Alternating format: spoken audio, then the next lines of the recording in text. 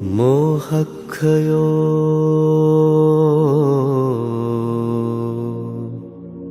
නිබ්බානං.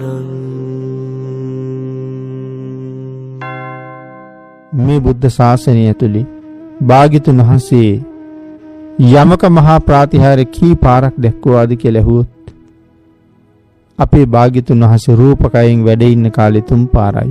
රූපකය අතුරුදහන් වුණාට පස්සේ පිරිනිවන් පෑවට පස්සේ නැවත වතාවක් මේ අති උත්තරීතර ප්‍රාතිහාර්ය දෙපාරක් දැක්වුවා. බුදුරජාණන් වහන්සේ පිරිනිවන් පාලා නම් කවුද මේ ප්‍රාතිහාර්ය දැක්ුවේ? කොහෙද මේ ප්‍රාතිහාර්ය දැක්ුවේ? එහෙම ප්‍රශ්නයක් ඇහුවොත් පින්නතුනි මේ ප්‍රාතිහාර්ය දැක්ුවේ වෙන කොහෙවත් නෙමෙයි. ඒ ප්‍රාතිහාර්ය දෙකම දැක්ුවේ ඔබේ මගේ මේ පුංචි රට ඇතුලේ. ලෞතර බුදුරජාණන් වහන්සේ නමකගේ බුද්ධ රාජ්‍ය කියලා කියන සක්වලවල් කෝටි ලක්ෂයක්. නිතර බණ අහන පින්නතුන් ඒ ගැන බොහෝ කරුණු දන්නවා. බුද්ධ රාජ්‍ය සක්වලවල් කෝටි ලක්ෂයක්. හැබැයි මේ සක්වලවල් කෝටි ලක්ෂේ අගනුවරක් ඇතිනේ. මේ බුද්ධ රාජ්‍යයට අගනුවරක් ඇති. මම නම් විශ්වාස කරන්නේ ඒ අගනුවර මේ පුංචි රට කියලා. මේක ඒ තරම්ම භාග්‍යවන්ත රටක්. බුදුරජාණන් වහන්සේගේ අනුග්‍රහය මේ ලෝක ධාතුවේ වෙන කාටවත් නොලැබුණ තරමට අපට ලැබිලා තියෙනවා. ඒකයි මේ ප්‍රාතිහාර්ය දැක්වීමේද ප්‍රධාන කාරණාව. මේදු මහ රහතන් වහන්සේ සම්බුද්ධ පරිනිර්වාණයෙන් අවුරුදු 236ක් විතර ගත වෙනකොට භාග්‍යතුන් වහන්සේගේ අදිෂ්ඨානයට අනුව ධර්ම රත්නයේ පණිවිඩය අරගෙන මේ රටට වැඩම කොට වදාලා. පළවෙනි වස ලංකාවේ වස් ඇසුවා. වස් නිමා වෙලා මහා පවාරණයෙන් පවාරණය කරලා දේවානං පීතිස්ස නරනිරිඳුන්ට සඳහන් කළා මහරජ බොහෝ කාලෙකින් භාග්‍යතුන් වහන්සේ දැක්කේ නෑ.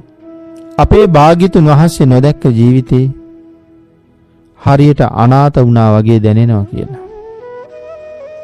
පින්නතුනි එහෙම සඳහන් කරාම දේවානං පීතිස්ස රජුරු අහනවා ස්වාමීනි ඔබ වහන්සේම නේද? ඒ භාග්‍යතුන් වහන්සේ පිරිනිවන් පෑවා කියලා මම එක ප්‍රකාශ කළේ. රහතන් වහන්සේ වෙලාවේ සඳහන් කළා ඔව් මහරජ මමම තමයි ප්‍රකාශ කළේ. නමුත් මහරජ අපේ භාග්‍යතුන් වහන්සේ ඉවර වෙන්නම පිරිනිවන් පෑවේ නෑ. අපි වෙනුවෙන් සර්වඥ ධාතුන් වහන්සේලා ඉතුරු කරලා තියලයි පිරිනිවන් පෑවේ. ඒක සර්වඥ ධාතුන් වහන්සේ නමක් දකින්නවා කියලා කියන්නේ ජීවමාන සම්මා සම්බුදුරජාණන් වහන්සේ දැක්ක හා සමානයි. පින්නතුනි මේ කාරණාව ඇතුලේ තව කොච්චර දේවල් කියවෙනවද? ඒ සර්වඥ ධාතුන් වහන්සේට ශ්‍රද්ධා ගෞරව සහිතව යමෙක් වන්දනා කරනවද? ඒ ආනිසංසයේ ජීවමාන සම්මා සම්බුදුරජාණන් වහන්සේට කළ වන්දනාව හා සමානයි. යම් පූජාවක් කරනවද? අවබෝධයෙන් කරන හැම පූජාවකම තියෙන්නේ අසීමාන්තික කුසල් රැස් කරන බව. එහෙනම් භාග්‍යතුන් වහන්සේ වෙනුවෙන් ධාතුන් වහන්සේලා වැඩමවන්න කියලා මහා මිහිඳු මහරහතන් වහන්සේ රජුරවන්ට කියහම රජුර සඳහන් කළා ස්වාමීනි ඒ ධාතුන් වහන්සේලා වැඩම කරවලා දෙන කාර්ය ඔබ වහන්සේලාට බාරයි. ඊටු ටික මම බලා ගන්නම් කියලා. මහා මිහිඳු මහරහතන් වහන්සේ සාමණේර භික්ෂුන් වහන්සේ කැඳවලා උන්වහන්සේට සඳහන් කළේ ඔබේ සීයා ළඟ වැඩ ඉන්න ධාතුන් වහන්සේලාගෙන් කොටසක් ලංකාවට වැඩමවන්න කියලා. උන්වහන්සේට අවවාද කළා සක්‍ර දේවේන්ද්‍රයන් වහන්සේ ගාව වැඩ ඉන්නවා අකු ධාතුන් වහන්සේලා. එයින් එක අකු ධාතුන් වහන්සේ නමක් ලංකාවට වැඩමවන්න කියලා. ධර්මාශෝක මහරජුරුවන්ගෙන් ධාතුන් වහන්සේලා ඉල්ලගත් සාමණේරයන් වහන්සේ හිමාල පර්වත මස්තකෙහි ධාතුන් වහන්සේලා සහිත පාත්‍රයේ තැන්පත් කරලා දෙව්ලොවට වැඩම කරලා සක්‍ර දේවේන්ද්‍රයන් වහන්සේගෙන් අකු ධාතුන් වහන්සේ ඉල්ලගෙන ලංකා භූමියට නැවත වැඩම කළා. ඒ අකු ධාතුන් වහන්සේ තැන්පත් කරලා තමයි දේවානං පීතිස්ස මහරජුරු තූපාරාම මහසෑය හැදුවේ.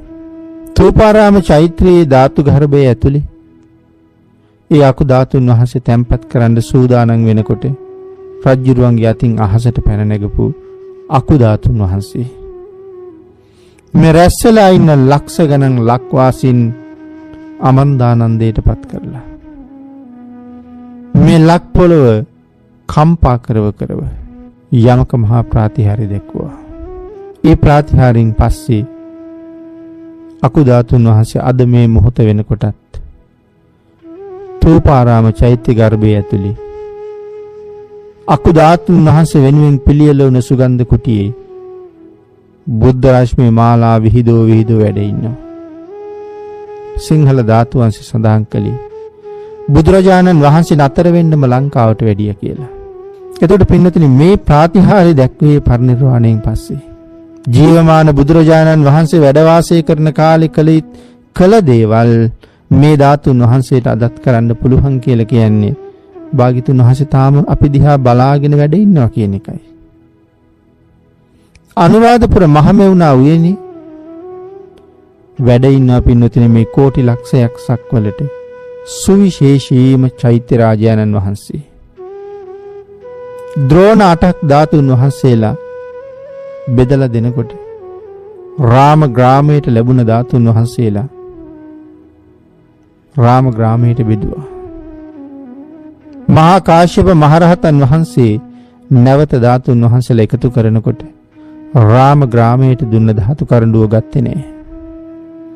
ඒ ධාතු කරඬුව තමයි අනුරාධපුර මහමෙවුනා උයනේ මහසෑයේ ධාතු ගර්භය ඇතුලේ වැඩ ඉන්නේ. දුටුගැමුණු මහරජුරුවත් භාග්‍යතුන් වහන්සේ දැකපු කෙනෙක්. භාග්‍යතුන් වහන්සේ දුටුගැමුණු රජුරුව ගැන සඳහන් කරලා තියෙනවා. පින්නතුනි භාග්‍යතුන් වහන්සේගේ අදිෂ්ඨානයට අනුව ලක් පොළවේ පහළ වුණ මේ අදීන පුරුෂ රතනය දුටුගැමුණු මහරජුරුව සම්මා සම්බුද්ධ ශාසනයේ සුරක්ෂිත භාවය එදා තහවුරු නොකළනම් මේ ශාසනයේ මේ තරම්වත් අපිට ඉතුරු වෙන එකක් නෑ. මේ අති උතුම් චෛත්‍ය රාජානන් වහන්සේ මේ රජ්ජුරුවම හදන බව භාග්‍යතුන් වහන්සේ දේශනා කළා. එමනම් ඒ චෛත්‍ය නිර්මාණය කරලා ධාතුන් වහන්සේ තැන්පත් කරන්න ධාතු ගර්භයට වැඩම කරවනකොට රජ්ජුරුවන්ගේ හිස මතින් අහසට පැන නගින ධාතුන් වහන්සේලා මහා චේතියේ කොත් කැරැල්ලට මුදුනින් බුද්ධ රශ්මි මාලා විහිදව ලෞතුරා බුදු කෙනෙකුට විතරක් සාධාරණ වෙච්ච ඒ අති ආශ්චර්යමත්ම ප්‍රාතිහාර්ය නැවත වතාවක් දැක්වුවා. දෙවන වතාවටත් ධාතුන් වහන්සේ විසින් මේ රටේ යමක මහා ප්‍රාතිහාර්ය දැක්වුවා. රජුරවන්ට තියෙන දරා ගන්න බැරි සතුටක්. මුළු ලංකා වාසීන්ටම තියෙන අසීමාන්තික සතුටක්. අනේ අපට ලැබිලා තියෙන වාග්යක තරම. එහෙම හිතලා වුන් සතුටු වෙන්නේ නැති එදා. වෙනතුනි දුටුගැමුණු රජුරවන්ටත් ඇති වුණ අසීමාන්තික ප්‍රීතිය නිසා ධාතු ගර්භය ඇතුලේ ධාතු කරඬුව නැත්නම් භාග්‍යතුන් වහන්සේ වෙනුවෙන් ඉදි කරපු ස්වර්ණ වර්ණ වූ ආසන මස්තකෙහි ධාතු කරඬුව තියලා ආරාධනාවක් කරනවා ස්වාමීනි අපට අනුකම්පා කරනසේක්වා. එදා ගයාවේ එදා උපවත්තන ශාල වනෝද්‍යානයේ මල්ල රජදරුවන්ගේ සල්ලුවේනි පරිනිර්වාණ මංචකේ භාග්‍යතුන් වහන්සේ යම්සේ සැතපුණාද ස්වාමීනි අන්න ඒ ආකාරයෙන් මේ ධාතු ගර්භය ඇතුලේ භාග්‍යතුන් වහන්සේ වැඩවසනසේක්වා. රජුරුවන්ගේ ආරාධනාවෙන් කරඬුවෙන් එළියට වැඩපු ධාතුන් වහන්සේලා ෂඩ් වර්ණ බුද්ධ රශ්මි මාලා විහිදව තිලෝගුරු අමාමෑණී සම්මා සම්බුදුරජාණන් වහන්සේගේ රූප ධාතුව ශරීර ධාතුව මවාගෙන උතුරු පැත්තට හිසලා දකුණු පැත්තට පයලා බටහිරට මුහුණලා අදත් මේ චෛත්‍ය ඇතුලේ වැඩ ඉන්නවා. සයින්සු යස්මින් සුගතස්ස ධාතු නිම්මාය රන්සුජ්ජල බුද්ධ රූපං. සුගතයන් වහන්සේගේ සර්වඥ ධාතුන් වහන්සේලා ස්වර්ණ වර්ණ වූ බුද්ධ කය මවාගෙන මේ චෛත්‍ය ගර්භය ඇතුලේ සතපුනාහ. සයින්සු යස්මින් සයින්සු කියලා කිව්වේ එකයි සතපුනාහ. කොහෙද සතපුනේ? සුවර්ණ මාලීති පතීත නාමං. ස්වර්ණ මාලී නමින් ප්‍රසිද්ධ සෑයක් තියෙනවා. ආන්ගේ සෑය ඇතුලේ තමයි සතපිලා වැඩ ඉන්නේ. වන්දා මහං තූපවරං මහග්ගං. ඒ මහා අග්‍ර වූ ශ්‍රේෂ්ඨ වූ තූපේට මාගේ නමස්කාරය කියලා අපි වන්දනා කරන්නේ එකයි. එතකොට භාග්‍යතුන් වහන්සේගේ පරිනිර්වාණයෙන් පස්සේ මේ ධාතුන් වහන්සේට පුළුවන් නම් එදා භාග්‍යතුන් වහන්සේ කරපු කාර්යය ඉෂ්ට කරන්න අන්න ඒකයි කියලා කියන්නේ. අපේ බුදුරජාණන් වහන්සේ තවම ඉතුරු නවීම පිරිනුවම් පෑවේ නැහැ කියලා. එමෙතන භාග්‍යතුන් වහන්සේ තාමත් සම්පූර්ණයෙන්ම පිරිනුවම් පාලා නැහැ කියලා. මේ සර්වඥ ධාතුන් වහන්සේ වැඩ වාසය කරන තාක්කල් භාග්‍යතුන් වහන්සේ ජීවමානව වැඩ ඉන්නවා හා සමානයි. යම් දවසක ධාතුන් වහන්සේ පිරිනුවම් පානවද එදාට මේ ශාසනය අවසానයි. ඒ නිසා ධාතු පරිනිර්වාණය සිද්ධ වෙන තාක්කල් භාග්‍යතුන් වහන්සේ පිරිනුවම් පෑවා කියලා කියන්නේ නැහැ. ඒකයි මුලින්ම අපි සඳහන් කළේ අපේ බුදුරජාණන් වහන්සේ තවම ජීවමානයි කියලා. ගත වෙන මොහොතක් පාසා අපි දිහා බලාගෙන භාග්‍යතුන් වහන්සේ වැඩ ඉන්නේ. ලංකා වාසීන්ට භාග්‍යතුන් වහන්සේ දක්වපු කරුණාව ප්‍රමාණයක් කරන්න පුළුවන්කමකුත් නැහැ. එච්චර කරුණාවක් අපිට දැක්ුවේ ඇයිද කියලා අපිට තේරෙන්නේ නැහැ. බුදුරජාණන් වහන්සේ අපි වෙනුවෙන් කළ යුතු බොහෝ දේ කළා.